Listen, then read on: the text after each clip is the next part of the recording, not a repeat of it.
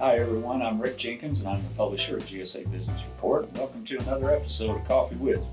And today I'm having coffee with Sam Erwin, who is the regional president for the Carolinas for IBERIABANK. Sam, thanks for joining us. Thank you for having me, Rick. Oh man, I appreciate you coming along. I want to talk a lot about Iberia, of course, while we're here. Y'all got some really exciting stuff happening, including the merger. And we're going to get to all that here shortly, but let's talk about you for a second first. Okay. You're from the Upstate? I am, Greenwood, South Carolina. Greenwood, South Carolina, born and raised? Born and raised, yes. Moved to Myrtle Beach when I was a senior in high school, so still call Greenwood home. So. You made your way back here when? Well, made my way to Clemson University first, just to go and get that out there, and started work with First Union in 1990, briefly in Charlotte, then in Columbia. So I was either in Columbia or Orangeburg for about 19 years until coming up here in 2009, so 10 years ago. Gotcha. Yep. So we always end this episode by asking South Carolina Clemson fans. So we'll come back to that later, but we already know the answer. Going out there. Sam, you and I met, I'm going to guess it was 7 or 8 years ago now, when you were the CEO at Palmetto Bank. Right. And not too long after we met, United Community Bank came along and acquired the Palmetto Bank. And the Palmetto Bank was a bank of some pretty good size. If I remember right, market share, you were in the 7th or 8th in the Upstate, somewhere around there. Right. United Community Bank, very similar. So you're with the Palmetto Bank, United Community Bank. You hung with them for a while, CEO, right. Regional president. Yep. And then IBERIABANK comes calling. Right. And you go from a fairly large situation to a smaller institution. How'd that go, man? How was that switch? It's an interesting switch. It really, really is. So if you go from, you think about Palmetto Bank, and we had, anywhere from 300 to 350 teammates, and a fairly complicated enterprise, 25 offices across the Upstate. And you go from that complexity to one person, and it's a pretty big switch. And so I actually started out in December of 16 in my house, and so the old worrying about the dog barking while you're on a conference call kind of situation. Jackson Hughes at Hughes Commercial was nice enough to offer me some space in his office until I figured out where we were going to go, and so I wasn't alone that long, but that was a nice transition, and then began hiring folks in March of 2017.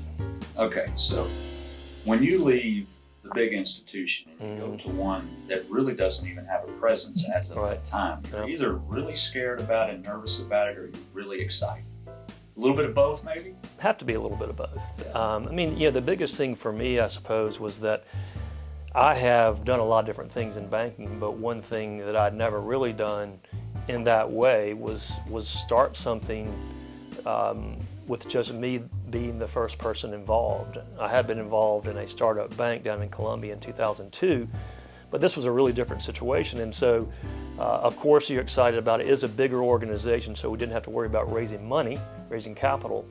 But there's a high expectation that you're going to hire that first person. And so the first question that starts to creep into your mind is, what if nobody comes?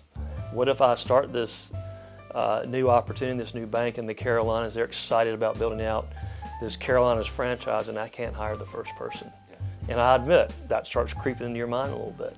It's one thing to start a new bank and go in the situation, go in the direction that you were going, if there wasn't so much competition. But the Upstate of South Carolina, there are 42 banks. It's amazing. 42 banks, and you're one of those 42. Yeah. Well, it's interesting you say that, and I used to, like all of us bankers do, I cannot believe, why do all these banks keep coming to Greenville? And yet I was part of the problem, because I did the exact same thing. And so, differentiation is a very difficult thing to think about when you're one of 42. But as I recruited, what I always focused on, because I would get that back from the bankers that I was trying to recruit, either the name is so different, how do we market this name? Nobody knows who we are, or any number of things. But the truth of the matter is, it is about the people. And my answer was always, they're not coming to bank with Sam Erwin, or they're not coming to bank with IBERIABANK. They're coming to bank with you. And if we give you a good platform to be successful, that shouldn't be an issue as long as I'm hiring the right bankers and they're doing the right things. So let's talk about that. Okay, we shall. This was just announced. How long has it been? About 2 weeks. About 2 weeks. My goodness, it seems like there's a lot of mergers right now. Just a few days ago, there was another merger with Crestcom, right? There was. So obviously, banks are understanding the competitive nature, and I think is this going to be a part of what we see as people try to combine forces, so to speak? No question. But really, if you go back, if you really take a step back 30 years, which is when I started my career in 1990, almost 30, there were 15,000 banks. Today, they're less than 5,000. So you would say to yourself, wow, I mean, we go from 15,000 to less than 5,000. It sure doesn't feel that way. And it's not until very recently that the number of branches started to decline. So a massive amount of consolidation during that period, but not necessarily a change in the number of branches that are out there. You told me something a little bit ago, and when you said 5,000 banks in the United States, it reminded me of a little less than 5,000. Sam told me a little before we came in here and started talking that there are only 5 banks in Canada. Right. In the entire country, there are 5 banks. Right. 42 here in the Upstate. Right? Yeah. That's really neither here nor there, but that's your trivia piece. Right? Yeah. Okay, so take that home. Tell me what the new bank brings to the table. What's this going to do for you? And you think about what makes a merger like this work, which is a kind of a true merger of equals, in that the two franchises the two banks need to be complementary. And so if you overlay the two branch networks, it is remarkable that we're going to have almost 500 branches, and there are potentially 20 that have overlap, serious overlap. I mean, that is an amazing deal to come together in the same footprint. We're in really, I don't know if there's any new state that we enter. I guess they are in Virginia a little bit.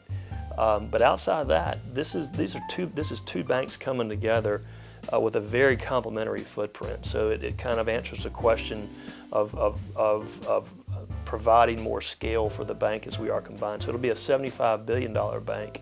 Again, still just a super regional. When you think about how big, Bank of America and Wells Fargo and BB&T SunTrust, we're still just a very small player, but we will be certainly one of, if not, one of the biggest players in the South. This gives us, the plan that I was tasked with was to build out the Carolinas. Well, guess what? It just kind of happened overnight. I mean, really. So, what are you going to brand? What's the brand? It will be First Horizon. So First Horizon. So we wouldn't know that much around here, but so First Horizon is really First Tennessee. So First Tennessee's been around a long time. They started rebranding themselves. I'm not even sure, I should know this better, but where the genesis of First Horizon and First Tennessee came from, we understand First Tennessee very clearly. But it was hard to go to market in South Carolina, as provincial as we are, with First Tennessee. And so First Horizon probably grew out of that. Okay, so Sam, things are really good for us right now, right? Unemployment rate is what, 3%? Right. Interest rates are still crazy low. Yeah. And loan approval rate here in this area is about the best in South Carolina, but it cannot continue, right? I mean, at some point we're going to turn the corner, something's going to smack us in the face. This can't continue. Well, I hope not. No, I think that, and of course, it's amazing that we've been on this expansion for 10 years now, and if you look back over the history of these economies and you watch the ups and the downs, this is an amazing recovery, albeit rather slow, and so at some point, we all assume something has to change. What we hope it is the proverbial soft landing, so that the Fed does a nice job of orchestrating this, and they do the right things, and we have a slowdown, but it's healthy, and maybe in the scheme of things not necessarily a bad thing. What we don't want is a repeat of the Great Recession. There's a big difference as we go into whatever cycle we go into next for the banks. That was a financial driven recession where the banks really suffered, and when the banks suffer, the economy suffers, people suffer. The banks are in far better shape today than they were in 2005 and 2006, taking less risk, more focused on concentration areas and not being too exposed in one particular area, and having capital. So the banks have capital today. They've done a better job of managing their risk. And so wherever we go, I do think it'll be a softer landing. I mean, at some point, it will slow down. It has to. It always has.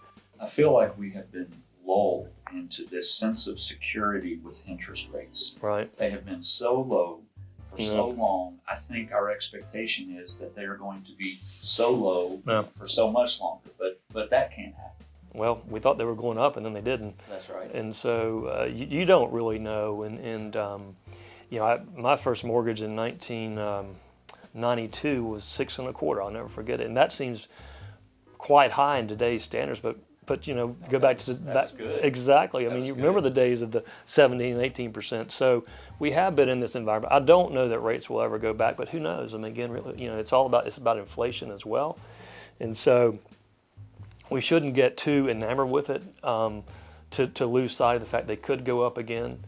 Well, Sam, I believe that brings us to the end. Okay. That is some seriously good information that you provided. Thank you. I'm sure that our viewers are going to appreciate it. I know I want to go back and watch it and listen to you a little closer. But folks, thanks for joining us for another episode of Coffee With. And you can catch all of our episodes on our social media channels or our daily electronic newsletters, our website, or even our YouTube channel. So keep an eye out, and we'll see you the next time for another episode of Coffee With.